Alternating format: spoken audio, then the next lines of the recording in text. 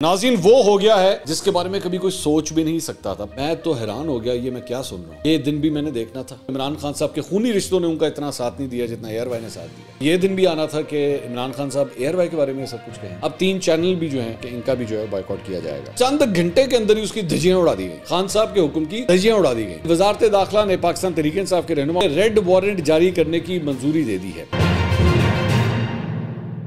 अस्सलाम वालेकुम नाज़रीन, मैं हूं मंसूर अली खान। अपने डिजिटल चैनल के ऊपर आपको खुशामदीद कहूँगा। नाज़रीन वो हो गया है जिसके बारे में कभी कोई सोच भी नहीं सकता था। 15 साल हो चुके हैं मुझे सहाफ़त के अंदर, लेकिन 15 साल में ये दिन मैं कभी देखूँगा ये मैंने कभी नहीं सोचा था। और ये मैं क्यों कह रहा हूँ, ये ऐसा कौन सा वाक़या हो गया है, इसकी सारी तफसीलात थोड़ी देर में मैं आपके साथ शेयर करने जा रहा हूँ।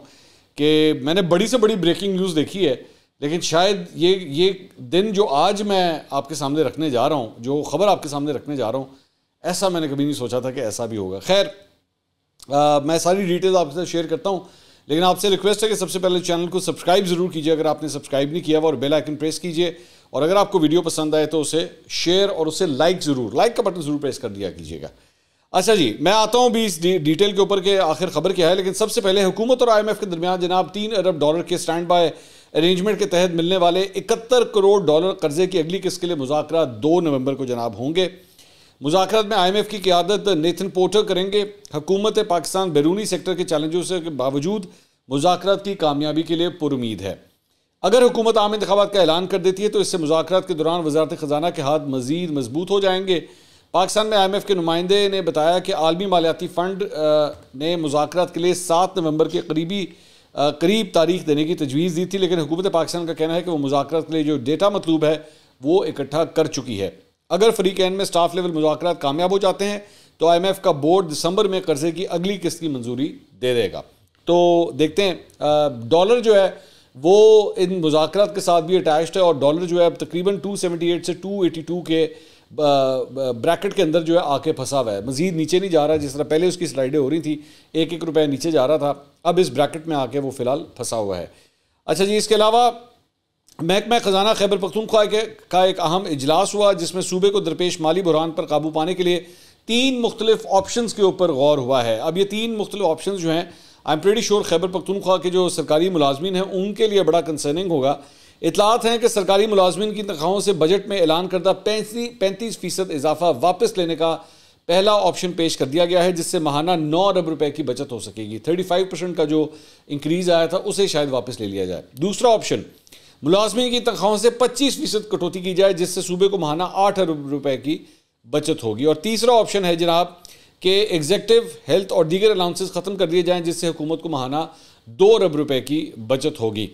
तो इन 3 ऑप्शंस के ऊपर निगरान हुकूमत ने जो है वो गौर शुरू कर दिया है। अब देखें कि इस पर क्या बनता है। अंसार अब्बासी साहब ने खबर रिपोर्ट की है, सीनियर सहाफ़ी। उन्होंने कहा है कि जी वो जो फ़ौजी अदालतों के हवाले से जो फैसला आया था सुप्रीम कोर्ट का, जिसमें सिविलियंस का ट्रायल जो है वो ये कह दिया गया था कि फ़ौजी अदालतों में नहीं सुना जा सकता, उसकी अपील दायर करने का हुकूमत ने जनाब फैसला कर लिया है। और काबीना के 2 अरकान ने अंसार अब्बासी साहब को बताया कि सुप्रीम कोर्ट की जानिब से सुनाए गए फैसले के खिलाफ अपील दायर की जाएगी। ताहम वज़ीर इत्तलात मुर्तज़ा सुलंगी साहब की जानिब से बताया गया है कि हुकूमत तफसीली फ़ैसले का फ़िलहाल इंतज़ार करेगी। उन्होंने कहा कि वज़ारत कानून दीगर इदारों के साथ मिलकर फ़ैसले का जायज़ा लेगी। इस मामले पर वज़ारत कानून की राय को मद्देनज़र रखते हुए हतमी फ़ैसला काबीना करेगी। ये वाज़ेह नहीं है कि इन 103 अफराद की तहवील अब सिविलियन हुकाम को सौंप दी जाएगी या नहीं, या फिर ये मामला उस वक्त तक लटका रहेगा जब तक आने वाले दिनों में अपील दायर नहीं होती। इसके अलावा जनाब सुप्रीम कोर्ट ने फैज़ाबाद धरना नज़रसानी केस समाअत के लिए मुकर्रर कर दिया है। रजिस्ट्रार सुप्रीम कोर्ट की जानिब से इस हवाले से अटॉर्नी जनरल समेत दीगर फ़रीक़ैन को नोटिस जारी कर दिए गए हैं, जिसके मुताबिक चीफ जस्टिस ऑफ पाकिस्तान की सरबराही में कायम 3 रुकनी बेंच 1 नवंबर को फैज़ाबाद धरना नज़रसानी केस की समाअत करेगा। अदालत ने गुज़िश्ता समाअत पर तमाम फ़रीक़ैन से तहरीरी जवाब तलब किया था। PTI, MQM, election commission, IB समेत दीगर ने नज़रसानी दरख्वास्तें वापस लेने की इस्तदा कर रखी है। इसके अलावा जनाब पाकिस्तान तहरीक इंसाफ के लिए एक बड़ी परेशानकुन खबर, और वो ये है कि वज़ारत दाखिला ने पाकिस्तान तहरीक इंसाफ के रहनुमा और साबिक वफाकी वज़ीर जुल्फ़ी बुखारी के रेड वारंट जारी करने की मंजूरी दे दी है। वज़ारत दाखिला ने जुडिशल कॉम्प्लेक्स हमला केस में मतलूब जुल्फ़ी बुखारी के रेड नोटिस के लिए FIA को ख़त लिख दिया है। ख़त में कहा गया है कि FIA इंटरपोल के ज़रिए जुल्फ़ी बुखारी के रेड वारंट जारी करवाए। इसमें कहा गया कि FIA दरख्वास्त से कबल मामले के कानूनी और तकनीकी पहलुओं का जायज़ा ले। वजारत दाखिला ने FIA को इंटरपोल फ्रांस से भी रब्ता करने की हिदायत की है। जुल्फी बुखारी के खिलाफ 18 मार्च को गोलड़ा में इंसदाद दहशतगर्दी एक्ट के तहत मुकदमा दर्ज हुआ था, जिसके बाद से वो बैरून मुल्क में मुकीम है। अच्छा, यहाँ पे एक पॉइंट मैं आपको बता दूं कि ये जो रेड वारंट होते हैं ये आपकी वजारत दाखिला या FIA के कहने के ऊपर नहीं होते। बेसिकली होता यह है कि इसके लिए दरख्वास्त एक इंटरपोल को जाती है, इंटरपोल उस दरख्वास्त को असेस करता है और उसके बाद फैसला करता है कि क्या वो इस तरह के कोई रेड वारंट जारी कर सकते हैं या नहीं। रेड वारंट FIA नहीं जारी करता, ये ज़हन में रखिएगा। और इससे पहले नून लीग जब ऑपोजिशन में थी और पाकिस्तान तहरीक इंसाफ की हुकूमत थी तो उस वक्त भी जो है रेड वारंट्स के लिए इंटरपोल को लिखा गया था और मुख्तलिफ नून लीग के रहनुमाओं के लिए जो है वो रब्ता किया गया था कि जी इनके रेड वारंट्स जो हैं वो जारी किए जाएँ। लेकिन FIA ने इंटरपोल ने इस बुनियाद के ऊपर जो है उन्हें रिजेक्ट कर दिया था कि जी सियासी बुनियादों के केसेस को जो है उसके ऊपर हम लोग रेड वारंट जारी नहीं करते। तो खबर तो ये आ गई है कि वजारत दाखिला ने जो है वो इसके ऊपर काम शुरू कर दिया है, लेकिन ज़रूरी नहीं है कि इंटरपोल जो है वो उस दरख्वास्त को एक्सेप्ट भी करे। Still a long way to go. अच्छा, इसके अलावा एक और ख़बर है जी कि इमरान खान ने साइफर केस में फ़र्द जुर्म की कार्रवाई इस्लामाबाद हाई कोर्ट में चैलेंज कर दी है। सलमान सफदर और खालिद यूसुफ जो इनके वकील हैं उनकी जानिब से दरख्वास्त दायर की गई है। इसमें बेसिकली फ़र्द जुर्म आयद करने की कार्रवाई कलअदम करार देने की सदा की गई है। इस दरख्वास्त के मुताबिक मुकदमे के नकूल तकसीम करने के 7 दिन बाद चार्ज फ्रेम किया जा सकता है। ट्रायल कोर्ट ने 7 दिन के कानूनी तकाजे को भी मद्देनज़र नहीं रखा। इसमें कहा गया है कि ट्रायल कोर्ट ने जल्दबाजी में फ़र्द जुर्म आयद की और ट्रायल भी जल्दबाजी में मुकम्मल करना चाहती है। आला अदलिया की ट्रायल रोज़ाना की बुनियाद पर समाअत और जल्द मुकम्मल करने की कोई हिदायत नहीं है।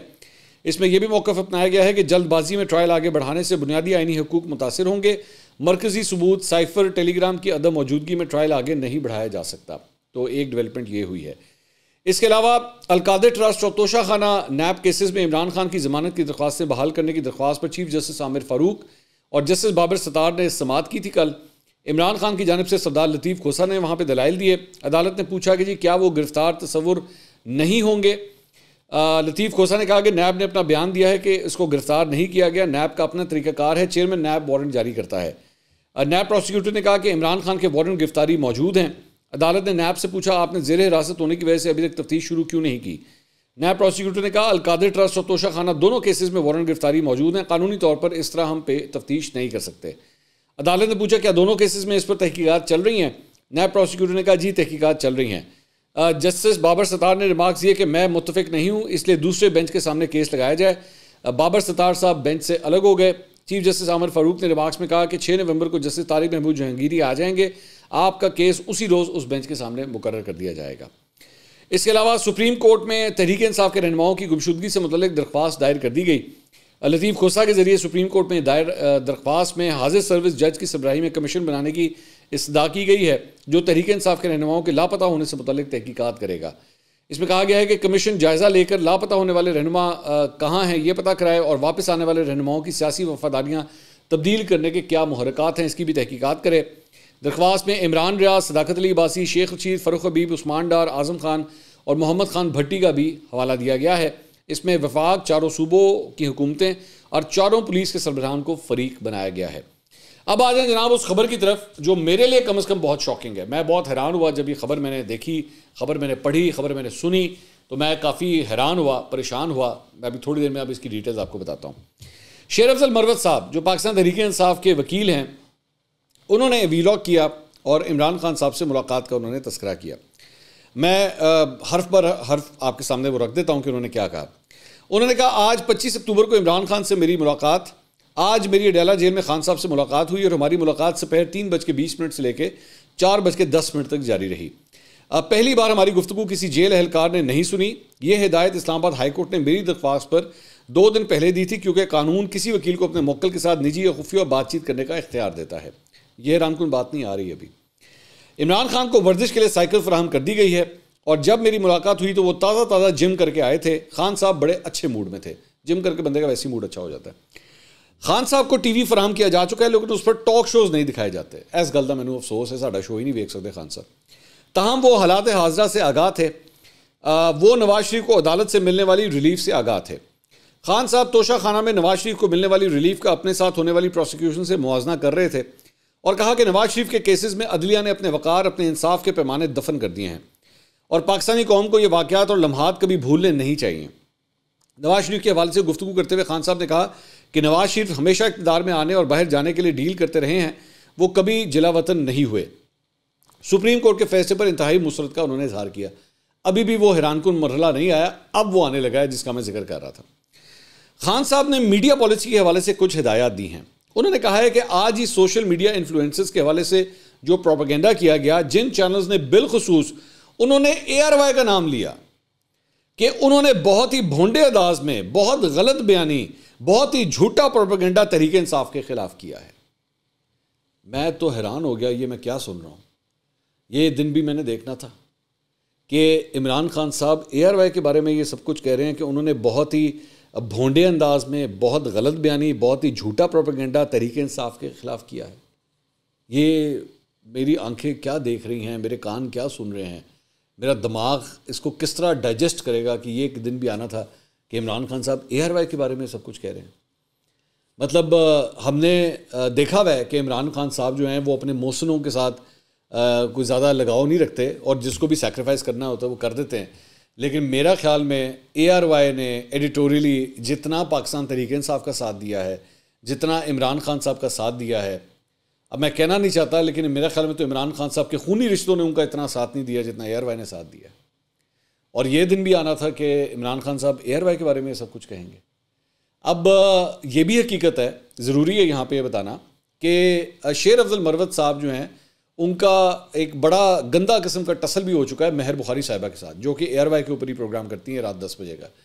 तो अब ये नहीं मुझे पता कि शेर अफजल मरवत साहब जो हैं वो कोई अपना गुस्सा निकाल रहे हैं या क्या चक्कर है, लेकिन जिस तरह वो रिपोर्ट कर रहे हैं वो तो खान साहब को कोट कर रहे हैं और ये बात क्लियर हो जाएगी जब खान साहब कभी बाहर आएंगे तो पूछ लिया जाएगा उनसे। लेकिन ये दिन भी आना था कि खान साहब ARY के बारे में ये सब कुछ कहेंगे कि उन्होंने ये काम किया है, उन्होंने ये हरकत की है। मतलब क्या क्या नहीं ARY ने बर्दाश्त किया खान साहब की खातिर। मतलब ARY को ऑफेयर किया गया, ARY के ऊपर जो है उनके पेज कसे गए, बड़ा कुछ हुआ है ARY के साथ। मैं फिर कभी वक्त आएगा तो मैं आपको बताऊंगा, मुझे जो अंदर की डिटेल्स पता है। लेकिन खान साहब मतलब ए तू ब्रूथ, मतलब यू टू ब्रूटस। अब ये दिन भी होगा कि खान साहब ARY के बारे में सब कुछ कहेंगे। चलो खैर, दिन दिन की बात है। इसके अलावा जनाब साथ ही उन्होंने हिदायत की है कोर कमेटी को मुतला किया जाए कि जी PTI का कोई नुमाइंदा Jio TV, समा TV और चैनल 24 पे किसी भी प्रोग्राम में नहीं बैठेगा। दोबारा सुन लें, PTI का कोई नुमाइंदा Jio TV, समा TV और चैनल 24 पे किसी भी प्रोग्राम में नहीं बैठेगा। अच्छा, इंटरेस्टिंग बात यह है कि इसमें जब ये वीलॉग आया तो मेरे ख्याल में चंद घंटे के अंदर ही उसकी धज्जियाँ उड़ा दी गई। सिर्फ चंद घंटे के अंदर खान साहब के हुक्म की धज्जियाँ उड़ा दी गई, क्योंकि 8 बजे आरिफ अलवी साहब ने हामिद मीर साहब को इंटरव्यू दिया। आरिफ अलवी साहब अब जो जाहिर बात है ताल्लुक तो उनका पाकिस्तान तहरीक इंसाफ से, इवन दो सदर मुमलिकत हैं वो, लेकिन मेरे ख्याल में उनको ये हिदायत तब तक पहुंची नहीं शेर अफजल मरवत की कि इमरान खान साहब ने कहा कि जी Jio TV का आपने बॉयकॉट करना है। तो आरिफ अलवी साहब ने तो इंटरव्यू दे दिया हामिद मीर साहब को और वो चल भी गया। लेकिन मैं वैसे ही देख रहा था कि Jio TV का तो पाकिस्तान तहरीक इंसाफ ने बायकॉट किया हुआ था, लेकिन उसके बाद अब लोग आना शुरू हो चुके थे Jio TV पे। शुएब शाहीन साहब और दीगर जो इनके रहनुमा हैं वो आ रहे थे Jio के ऊपर। समा का बायकॉट जो है वो पहले से ही हुआ था। मेरा ख्याल में अब ये जो हिदायत आ गई हैं, अब शायद वो जो वकील शकील वगैरह भी आते थे शायद वो ना आए, मुझे नहीं पता क्या होता है। और चैनल 24 वो वैसे ही जो है वो मोहसिन नकवी साहब जो आजकल निगरान वज़ीर आला पंजाब हैं, उनका है चैनल 24। तो वहाँ से तो ये वाला एंगल मेरे ख्याल में होगा जिसकी वजह से बाइकआउट का जो है वो कह दिया गया। तो 3 चैनल्स का बाइकआउट जो है वो, इससे पहले शेर अफजल मरवत साहब ने उन्होंने 3 एंकर्स का बताया था, मुनीफ फारूक साहब, आदिल शाहजेब साहब और कामरान शाहिद साहब। उनके हवाले से कहा गया था कि जनाब उनका बाइकआउट जो है वो कर दिया जाए। अब 3 चैनल भी जो हैं वो पूरे के पूरे चैनल ही जो है उस लिस्ट के अंदर भी आ गए हैं कि इनका भी जो है बाइकआउट किया जाएगा। इसके अलावा नईम हैदर पंचोता साहब जो वकील हैं पाकिस्तान तहरीक इंसाफ के, उन्होंने ट्वीट किया। उन्होंने कहा दोहरा निज़ाम इंसाफ, साइफर केस में जेल ट्रायल करते हुए इमरान खान साहब पर फर्द जुर्म आयद कर दी गई। उस हुक्मनामे को हमने आज इस्लामाबाद हाई कोर्ट में चैलेंज किया, तमाम एतराज़ात दूर कर दिए हैं। केस कल की समाअत के लिए मुकर्रर कर दिया गया, मगर अब इस केस की लिस्ट कैंसिल कर दी गई है। अदालती अमले के पास कोई जवाब नहीं, बस इतना बता रहे हैं कि ऊपर से हुक्म आया है। दूसरी तरफ नवाज शरीफ की ज़मानतें धड़ाधड़ जारी हैं। तो नवाज शरीफ साहब की वैसी जो है वो जो ज़मानत है वो 26 तारीख तक उसमें एक्सटेंशन हुई थी, तो वो मेरे ख्याल में आज कोर्ट में पेश हो जाएंगे। लेकिन इमरान खान साहब की जो केस लगा हुआ था वो डीलिस्ट हो गया, वो जो है वो नहीं सुना जाएगा। इसके अलावा जनाब एडिशनल सेशन जज नुसरत नाज के रूबरू तहरीक इंसाफ के रहनुमा और साबिक वज़ीर कानून फजल शकूर खान और ज़िलई सदर अजीज़ खान ज़मानत कबल गिरफ्तारी से मुतल्लिक दरख्वास्त की समाअत हुई। अदालत ने दोनों की दरख्वास्तें मुस्तरद कर दी, जिस पर उन्हें अदालत के हाथे से ही गिरफ्तार कर लिया गया।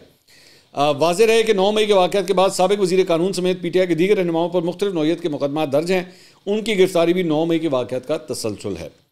इसके अलावा पाकिस्तान तहरीक इंसाफ ने एक ऑफिशियल अकाउंट से एक ट्वीट किया, वो ज़रा आपके साथ शेयर करना चाहूँगा। उन्होंने कहा कि जी जिनको आप पकड़ कर वफादारियाँ बदल कर खुश हो रहे हैं वो खान की टीम नहीं है, इमरान खान की टीम कोई और है। मान जाएं कि इस टीम को आप तोड़ नहीं पाए, इसीलिए इलेक्शन से भाग रहे हैं। कप्तान का मुंतज़िर पाकिस्तान।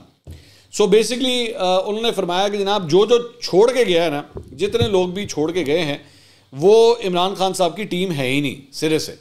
यही होता है, मतलब जेड़ा छड़ के चला जाए ना उसके बाद आप कहते हो ये तो बड़ा ही भैड़ा सी, चलो चंगा होया चला गया। यही होता है, वो जितनी देर आपकी टीम में रहता है उतनी देर तो सब कुछ ठीक था, सब कुछ फर्स्ट क्लास था, और अब चूंकि वो छोड़ के चला गया है तो आपने उनको अपना मानने से इनकार कर दिया। ठीक है, वो मैं थोड़ी देर पहले भी बात कर रहा था कि मौसमों का ज़्यादा ख्याल नहीं रखा जाता। मतलब इनमें से कोई ये नहीं सोच रहा कि हालात क्या हैं, वाक़यात क्या हैं, क्या मजबूरियाँ हैं, किन वजूहात की वजह से लोग छोड़ के जा रहे हैं। बस उन्होंने कहा रगड़ दो जिसको भी रगड़ना है। और मैं आपको ये भी बता दूं कि कल को अगर हालात बदले ना और इन लोगों ने वापस आना हुआ तो फिर आप देखिएगा ये आपको यही PTI आपको बताएगी, हाँ क्या बात है, हमने फलां की विकेट गिरा दी, हमने जनाब उनका परिंदा तोड़ लिया और हम उसको खींच के अपने पास वापस लाया, वापस घर वापस आ गया है। ये ज़हन में रखिएगा, ये सारी कॉमेंट्री होगी जिस दिन कभी हुआ ना ये सारे वापस आएंगे तो फिर यही लिखा जाएगा कि जनाब आ गया वापस अपने घर आ गया। तब ये फिर ये वाला हैशटैग चलाना शुरू कर देंगे। अच्छा जी, अब आ जाए उस इंटरव्यू के ऊपर जो आरिफ अलवी साहब ने इंटरव्यू दिया हामिद मीर साहब को। अब वो उसके ज़रा चंद सीधा नकात ज़रा आपके साथ शेयर कर देते हैं। एक तो उन्होंने कहा जी चीफ जस्टिस काजी फाइज के खिलाफ रेफरेंस मैंने नहीं भेजा था, वज़ीर आज़म हाउस से आया था। बाद में साबिक वज़ीर आज़म इमरान खान ने भी कहा था कि वो रेफरेंस भेजना नहीं चाहते थे। चेयरमैन PTI से पूछें उन्हें किसने रेफरेंस भेजने का कहा था। आरिफ अलवी साहब मतलब जैसे खुद तो उनको कुछ पता ही नहीं है ना कि हुआ था। और ये भी बड़ी कमाल की बात है कि मुल्क का वज़ीर आज़म जो है वो तो मैं भेजना नहीं चाहता था, बस चला गया, मैंने पता ही नहीं लगा किस तरह चला गया, एंज करके चला गया। मतलब ये आपको भी पता है कि अब जो है वो सुप्रीम कोर्ट का सरबराह जो है वो चीफ जस्टिस काजी फाइज ईसा हैं। तो अब ये इन्होंने ज़ाहिर बात है इधर भी बहुत कोशिश की होगी कि किसी तरह ये ना हो, जिस तरह इन्होंने आर्मी चीफ का रास्ता रोकने की कोशिश की थी, यहाँ पे इन्होंने चीफ जस्टिस के हवाले से हर अटैम्प्ट की। काजी फाइज साहब के खिलाफ रेफरेंस भी इसीलिए फाइल हुआ था कि किसी तरह ये रास्ते से हट जाएं, क्योंकि नज़र आ रहा था कि अगले चीफ जस्टिस यही है। तो उनका पूरी कोशिश होगी, जब नहीं हुआ तो वे सॉरी करके ना पैर फाड़ लेंगे, नहीं अल्लाह की किस्मत से नहीं किया, मेरा तो कोई कसूर ही कोई नहीं, अल्लाह जानता है मेरा कोई कसूर नहीं है। ये पुराना तरीकाकार है PTI का। अच्छा, इसके अलावा नवाज शरीफ की मीनार पाकिस्तान पर तकरीर के सवाल पर आरिफ अलवी साहब ने कहा नवाज शरीफ की सबको साथ लेकर चलने की बात अच्छी है। अवाम ने अगले दिन के सर्वे में नवाज शरीफ के बयान की हिमायत करके नून लीग को वो बयानिया दे दिया जिसकी उन्हें तलाश थी। पीपल्स पार्टी की तारीफ करते हुए आरिफ अलवी साहब ने कहा कि बेनज़ीर भुट्टो ने हुकूमत में आकर जेलों में तशद्दुद का वो माहौल बदल दिया जो ज़िया-उल-हक दौर की पहचान था। पीपल्स पार्टी को जमहूरियत की, औरतों के हकूक़ की बात करने का और पाकिस्तान खप्पे का नारा लगाने का क्रेडिट दूंगा। सारे ही चंगे ने, ए भी चंगा है, वो भी चंगा है, भी बहुत अच्छा है। आरिफ अलवी साहब इस मोड के ऊपर चल रहे हैं, शायद बहुत खा लिया शायद उन्होंने कहा कि अगर वो ऐवान सदर में ना होते तो आज खुद भी जेल में होते। ये बिल्कुल आप सही कह रहे हैं, आरिफ अलवी साहब वाकई बिल्कुल सही कह रहे हैं कि वाकई जेल में होते। इमरान खान आज भी उन्होंने कहा जी वो लीडर हैं, तो लीडर आपके ने कहा था कि जनाब जियो का बॉयकॉट करो, आप तो इंटरव्यू दे रहे हैं जियो को। मैंने ज़ाती तौर पर इमरान खान को मालियाती उमूर में ईमानदार पाया। इमरान खान एक मुहिब्बे वतन पाकिस्तानी हैं। मैं हमेशा से तोड़ फोड़ के ख़िलाफ़ हूँ। 9 मई के वाक़यात की मज़म्मत की, आगे जाने का रास्ता खुलना चाहिए, लोगों को अदालतों पर भरोसा है। चीफ जस्टिस से कौम को उम्मीद है वो कौम की उम्मीदों पर पूरा उतरें। आरिफ अलवी ने कहा कि जी इलेक्शन एक्ट 2017 की शेख 57 में तरमीम आइन के ख़िलाफ़ है। अगर वो ऐवान सदर में होते और हज पर ना गए होते तो कभी इलेक्शन एक्ट 2017 में तरमीम पर दस्तखत ना करते। आरिफ अलवी साहब ने कहा कि यकीन नहीं कि जनवरी के आखिरी हफ्ते में इलेक्शन हो जाएंगे। तो इस मुल्क के सदर को भी इस बात का यकीन नहीं है कि जनवरी के आखिरी हफ्ते में इलेक्शन होते हैं या नहीं होते। उन्होंने कहा कि आइन कहता है अगला सदर मुंतखब होने तक मौजूदा सदर अपनी जिम्मेदारियां जारी रखेगा। उन्होंने अपना ओहदा ना छोड़ने की वजह बयान करते हुए कहा कि आइन कहता है नया सदर मुंतखब होने तक मौजूदा सदर अपनी जिम्मेदारियां जारी रखे। अगर मैं ओहदा छोड़ दूँ तो यह पाकिस्तान के लिए नामुनासिब है। पार्लिमानी निज़ाम में इस बात का इम्कान रहता है कि हुकूमत मुद्दत पूरी ना कर पाए। पाकिस्तान बड़ी मुश्किलात के साथ जमहूरियत के निज़ाम पर कायम है। उन्होंने कहा कि पंजाब और KP में इंतखाबात के लिए ख़त का कोई नतीजा नहीं निकला। पंजाब और KP के इंतखाबात के लिए इलेक्शन कमिश्नर को बुलाया लेकिन वो नहीं आए। तो ये जनाब लुबे लुबाब था आरिफ अलवी साहब के इंटरव्यू का। अगली वीडियो में आपसे दोबारा मुलाकात होगी। अल्लाह हाफ़िज़।